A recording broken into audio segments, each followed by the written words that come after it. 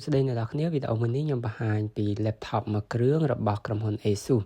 ដែល laptop មួយនេះស្ថិតនៅក្នុងត្រកូល TUF A17 Gaming សម្រាប់ laptop មួយនេះគឺ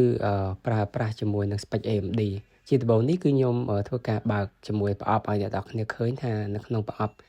របស់ laptop មួយនេះថាមកជាមួយនឹង accessory អីគេខ្លះអញ្ចឹងជាដំបូងនេះគឺជា laptop សម្រាប់ laptop ហ្នឹងគឺអេក្រង់វា17 អ៊ីងអញ្ចឹងវាធំដែរ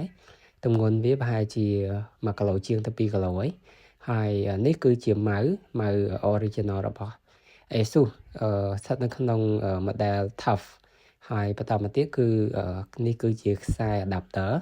ខ្សែឆ្នាំងសាកហើយនេះគឺជាឆ្នាំងសាករបស់វាអញ្ចឹងខ្សែហ្នឹងគឺតជាប់គ្នាសម្រាប់ laptop មួយនេះខ្ញុំនឹងធ្វើការបើកសន្ទះខាងក្រោមនេះឲ្យអ្នកនរគ្នាឃើញផ្នែកខាងក្នុងដោយសារតែភ្ញៀវគាត់ធ្វើការ upgrade ជាមួយនឹង RAM ក៏ដូចជា storage អញ្ចឹង laptop មួយនេះគឺបំពាក់ជាមួយនឹង CPU Ryzen 7 ហើយប្រភេទ graphic card គឺ RTX 2054G ទេល្មម RAM DDR5 8G ហើយនិង storage ប្រភេទ M2 PCIe 512G ហើយយើងអាចធ្វើការបន្ថែម M2 បានម្ដងទៀតក៏ដូចជា RAM យើងអាចបន្ថែមបានម្ដងទៀត RAM ស៊ីនវាគឺ 8G